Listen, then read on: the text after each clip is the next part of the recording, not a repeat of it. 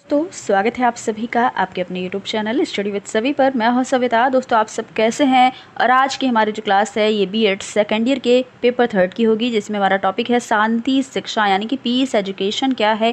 इसके बारे में आज हम बहुत ही डिटेल में इसका अर्थ, परिभाषा, उद्देश्य और भी कई सारी चीज़ें इसके बारे में इस क्लास में पढ़ने वाले हैं। अगर आपको ये टॉपिक क्लियर करना है, क्योंकि आपके सिलेबस में ये टॉपिक दिया गया है, तो आपको ये टॉपिक क्लियर ज़रूर करना है और इसके लिए आपको क्लास में एंड तक बने रहना होगा। तो दोस्तों चलिए क्लास को स्टार्ट करते हैं। अगर आप अब तक इस चैनल को सब्सक्राइब नहीं किए हैं तो कर लीजिएगा, क्योंकि यहाँ पर आपको अवध यूनिवर्सिटी से रिलेटेड सिलेबस के अकॉर्डिंग आपको टॉपिक वाइज क्लासेस दी जा रही हैं। तो जानिएगा, सबसे पहले हम ये जानेंगे कि शांति शिक्षा यानी कि पीस एजुकेशन क्या है। देखिए, इसके शब्द से ही हमें क्लियर हो रहा है। शांति शिक्षा, ऐसी शिक्षा जो हम शांत भाव से ग्रहण करें या शांत रहकर किसी को शिक्षा प्रदान करें या शांत माहौल में शिक्षा ली जाए या दी जाए, वही क्या है? शांति शिक्षा है। तो आसान भाषा में शांति शिक्षा का यही अर्थ होता है कि शांति से अगर शिक्षा ग्रहण की जाए, किसी प्रकार का हिंसा ना हो, मतलब अहिंसक हो, तो समाज अगर शांत पूर्वक रहेगा तो वहाँ पर शिक्षा भी क्या होगा? शांतिपूर्वक ही शिक्षा होगी। तो यही इसका एक सामान्य अर्थ हो गया। देखिएगा, शांति शिक्षा वह है जो मानव की मौलिक आवश्यकताओं तथा समाज की यथार्थ प्रकृति और स्वरूप का अध्ययन करता है, जिसमें इन आवश्यकताओं की पूर्ति की जाती है। यह शिक्षा या विज्ञान लोगों को मानव अधिकारों के विषय में जागरूक बनाता है। और शांति शिक्षा वह है जो शोषित, अहिंसक तथा न्यायप्रिय समाज का निर्माण करती है, जिसमें कोई हिंसा ना हो, कोई शोषण किसी प्रकार का ना हो और समाज कैसा हो? तो न्यायप्रिय समाज हो। यही क्या है? शांति शिक्षा का अर्थ है। आगे देखिएगा, इसकी परिभाषा जानेंगे। तो पहली परिभाषा है डॉक्टर मर्सी अब्राहम के अनुसार कि शांति शिक्षा शांति प्रिय लोगों के लिए ही शिक्षा है, जो इस पृथ्वी पर शांति कायम करने के योग्य होंगे। यह विशेषता भावात्मक शिक्षा होती है, लोग भाव के साथ ग्रहण करते हैं, और यह शिक्षा धार्मिक शिक्षा है और यह अपने आप में भी एक शिक्षा है। दूसरी परिभाषा है के.एस. वासवराज के अनुसार। इन्होंने कहा है कि शांति शिक्षा एक कार्यक्रम भी है और एक प्रक्रिया भी है, जिसमें लोगों को मतलब है नवयुवक भी आ जाते हैं और प्रौढ़ भी आ जाते हैं। उसमें शांति के मूल्य की सराहना और समझदारी की भावना का विकास किया जाता है। यह एक ऐसी तैयारी है जिसमें सामुदायिक जीवन को न्यायप्रिय, व्यवस्थित और सामंजस्यपूर्ण बनाया जाता है। तो ये दो परिभाषा हैं, आपको इस परिभाषा को याद रखना है और अपने एग्जाम में लिखना जरूर है। आगे देखेंगे इसके उद्देश्य के बारे में, यानी कि ऑब्जेक्टिव ऑफ पीस एजुकेशन क्या है। तो डॉक्टर बी.पी. नायर ने इस पर 3 उद्देश्यों पर बल दिया है शांति शिक्षा के। पहला क्या है? छात्रों में उदार मस्तिष्क, विवेकपूर्ण चिंतन और विश्वव्यापी ज्ञान की खोज के लिए रुचि विकसित करना। दूसरा है छात्रों को धार्मिक सहिष्णुता, अन्य प्रजातियों का आदर करना, धार्मिक एवं नैतिक मूल्यों को आदर की दृष्टि से देखने के बच्चों को योग्य बनाना। और तीसरा है छात्रों में सह अस्तित्व की भावना का भी विकास करना। तो ये 3 उद्देश्य इन्होंने बताया है। किसने? नाम है डॉक्टर बी.पी. नायर ने। आगे देखेंगे, प्रोफेसर के.एस. वासवराज ने शांति शिक्षा के उद्देश्यों को बताया है कि नवयुवकों में शांति के आध्यात्मिक मूल्य को विकसित करना, जिससे उनमें आंतरिक शांति या मन की शांति वो प्राप्त कर सके। शांति प्रिय मानव के प्रति सकारात्मक दृष्टिकोण को विकसित करना, मानव जीवन में शांति के मूल्य को समझने और उसकी सराहना करने के लिए छात्रों को तत्पर बनाना, बच्चों में उपयुक्त एवं अनुपयुक्त, न्याय एवं अन्याय के विषय में उनको जागरूकता फैलाना उनके अंदर, और छात्रों में अंतर्राष्ट्रीय सद्भावना और भ्रातृत्व का विकास करना। युद्ध, हिंसा, संघर्ष, इन सभी के परिणाम जो होते हैं, इससे अवगत कराना बच्चों की कि वो युद्ध ना करें, संघर्ष ना करें किसी के साथ, जिससे वे उससे बचने के लिए कदम उठाने में भी समर्थ हो सके। तो हमें इसलिए शांति शिक्षा देनी चाहिए। छात्रों को परिवार, देश और विश्व में शांति कायम रखने में उनकी भूमिका के प्रति जागरूक बनाना। तो ये सारे उद्देश्य दिए गए हैं प्रोफेसर के.एस. वासवराज के अनुसार। ये सारे उद्देश्यों को आपको याद रखना है। आगे देखेंगे, तो शांति शिक्षा की बात आई पाठ्यक्रम की, कैसा करिकुलम था इसमें। देखिएगा, प्रोफेसर के.एम. साइमन के अनुसार पाठ्यक्रम को निर्धारित किया गया है, बताया गया है। तो पहला पाठ्यक्रम है प्राथमिक स्तर के लिए। कैसा होना चाहिए? जीवन के नैतिक मूल्यों से संबंधित कहानियाँ होनी चाहिए, इसमें कविताएं होनी चाहिए, नाटक होने चाहिए और विभिन्न धर्मों, क्षेत्रों और संस्कृतियों से संबंधित कहानियाँ होनी चाहिए, जिससे क्या हो कि प्राथमिक स्तर के जो बच्चे हैं उनमें नैतिक मूल्यों का विकास हो सके, कहानियों के द्वारा, कविताओं के द्वारा और नाटकों के द्वारा। तो इन सब चीज़ों का समावेश प्राथमिक स्तर के पाठ्यक्रम में होना चाहिए। अगला है जूनियर स्तर की बात की गई है। तो Mahatma Gandhi, Pandit Jawaharlal Nehru, Vinoba Bhave, Abraham Lincoln, Martin Luther King, Karl Marx, Nelson Mandela, Mother Teresa, Jesus Christ, Gautam Buddha की जीवनियाँ और शांति स्थापना में उनके कार्य, सारे नाम जो आपको दिए गए हैं महान भावों के, इनका क्या है कि जीवनी को रखा गया है जूनियर स्तर पर, कि बच्चे अगर इनकी जीवनी पढ़ते हैं, इनके जीवन के बारे में उनको पता चलता है, तो उनके अंदर भी ऐसी भावनाएं आएंगी और ऐसा व्यवहार उनके अंदर भी उत्पन्न होगा। तो इसलिए इन सभी का जीवनियाँ रखी गई हैं। आगे है ईसाई धर्म, हिंदू धर्म, इस्लाम धर्म, बौद्ध धर्म की विश्व शांति की स्थापना में भूमिका क्या थी, ये चीज़ें भी जूनियर स्तर पर बच्चों को पढ़ाई जाएं कि ईसाई धर्म कैसा था, हिंदू धर्म कैसा था, इस्लाम धर्म कैसा था और बौद्ध धर्म कैसा था। तो इन सारे धर्मों के बारे में भी जूनियर स्तर पर है ये पाठ्यक्रम में। आगे देखिएगा हाई स्कूल स्तर की बात करें तो इसमें शांति की अवधारणा कैसी होनी चाहिए, ये चीज़ें हैं। शांति की आवश्यकता और महत्व क्या है, परिवार, समाज और विश्व में शांति कायम रखने के साधन कौन कौन से होने चाहिए, संयुक्त राष्ट्र संघ, यूनेस्को, रेड क्रॉस, स्काउट एवं गाइड आंदोलन, राष्ट्रीय अंतर्राष्ट्रीय संधियां, विश्व शांति में विभिन्न दर्शनों की भूमिका। तो इन सारी चीज़ों यहाँ पर हाई स्कूल स्तर पर रखी गई हैं। युद्ध एवं हिंसा के कारण एवं उनके परिणामों की समालोचना भी, ये चीज़ भी हाई स्कूल स्तर के पाठ्यक्रम में रखी गई है। तो अब तक आपने देखा कि पाठ्यक्रम कैसा होना चाहिए, क्या क्या चीज़ें बच्चों को पढ़ाई जानी चाहिए, ये चीज़ें आपने जानी। अब जानिएगा कि शांति शिक्षा के उपाय कौन कौन से हों। शांति स्थापना के लिए सामान्यतः वे सारे उपाय काम में लाए जा सकते हैं जो अंतर्राष्ट्रीय तनाव को दूर करते हैं।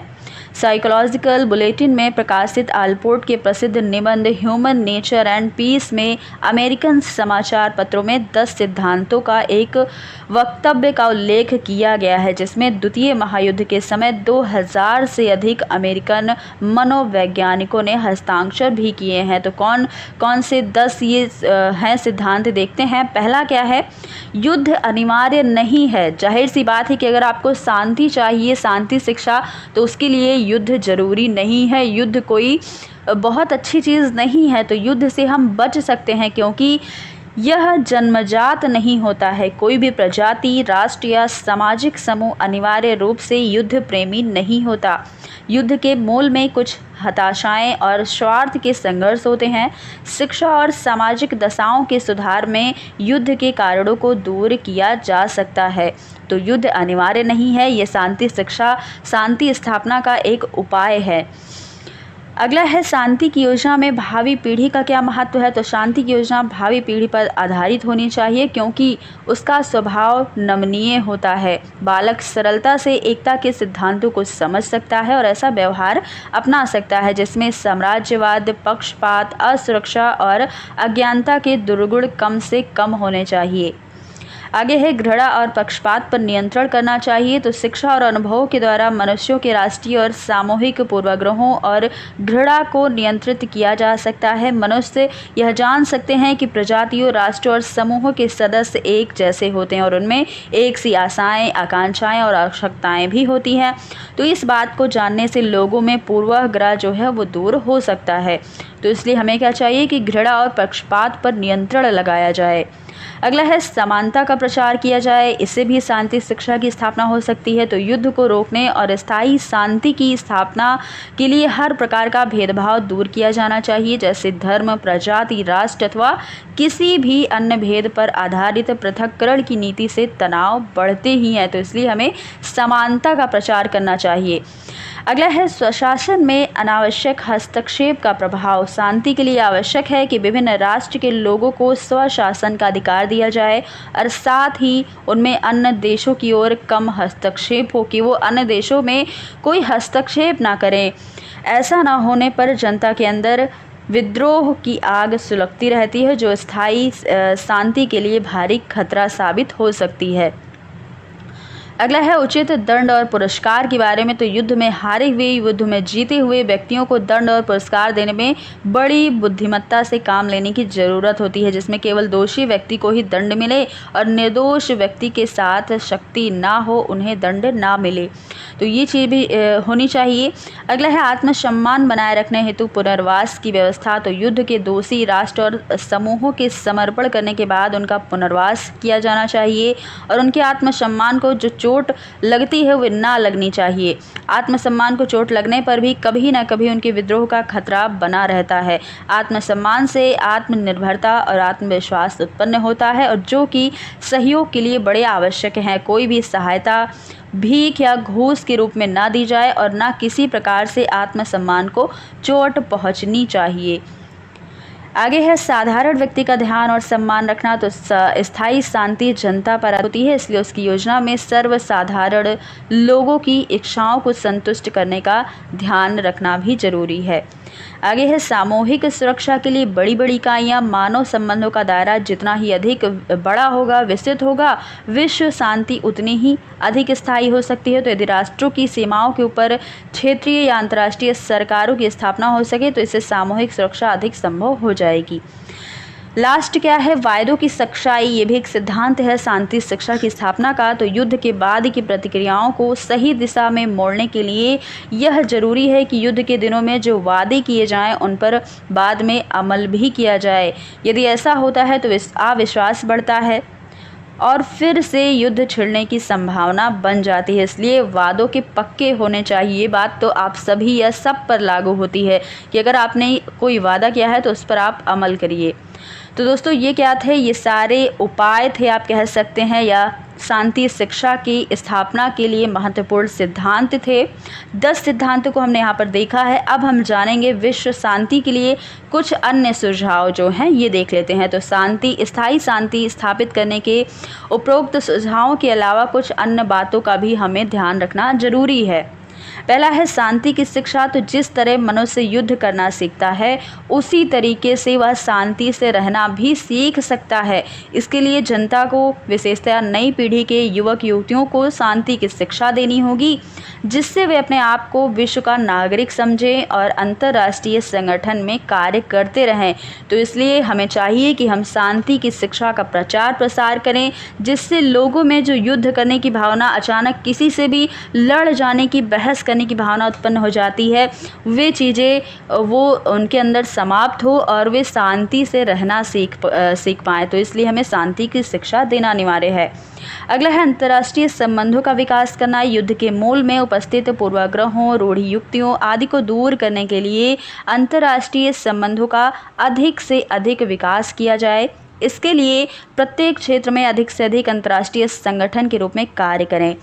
लास्ट क्या है, 3 ही यहाँ पर सुझाव थे। तो लास्ट है सामाजिक और आर्थिक कल्याण। संसार में युद्ध को स्थायी रूप से हटाने के लिए यह जरूरी है कि दुनिया में कहीं भी सामाजिक और आर्थिक विषमताएं, गरीबी, असुरक्षा, हताशाएं, ये सारी चीज़ें ना हो। संसार के हर राष्ट्र में लोगों का सामाजिक और आर्थिक कल्याण किया जाना चाहिए। अगर मान लीजिए कि कुछ लोग गरीब हैं, कहीं पर असुरक्षा है, कुछ लोग हताश हैं, तो इससे क्या होगा, हमारी शांति भंग होगी और शांति शिक्षा भी नहीं अच्छी हो पाएगी। इसलिए हमें क्या चाहिए कि शांति शिक्षा लोगों को दी जाए, पीस एजुकेशन दिया जाए, जिससे लोग निराश ना हो, उनकी गरीबी भी दूर हो सके। जाहिर सी बात है, अगर आप उनको शिक्षा देंगे, शांति शिक्षा देंगे, तो वो किसी से लड़ाई झगड़ा नहीं करेंगे, वे अपने व्यवसाय के बारे में सोचेंगे और इससे क्या होगा, गरीबी दूर होगी, हिंसाएं दूर होंगी और असुरक्षा दूर होगी। तो इसलिए हमें सामाजिक और आर्थिक कल्याण का भी ध्यान रखना है। तो दोस्तों ये थी आज की क्लास। आई होप आपको आज का ये टॉपिक बहुत ही डिटेल में जो हमने दिया है वो आपको समझ आया होगा। अगर आपको क्लास पसंद आई हो तो ज़्यादा से ज़्यादा लोगों तक आप इसे शेयर करिएगा, वीडियो को लाइक करिएगा और अगर चैनल पर पहली बार हैं तो चैनल को सब्सक्राइब जरूर कीजिएगा। फिर मिलेंगे अगली क्लास में कुछ नए टॉपिक के साथ। तब तक के लिए आप सब पढ़ाई करते रहिए, क्योंकि आपका जो एग्ज़ाम है वो काफ़ी करीब आ चुका है। बस आप पढ़ते रहिए, दिन रात मेहनत में लगे रहिए। फिर मिलते हैं, धन्यवाद।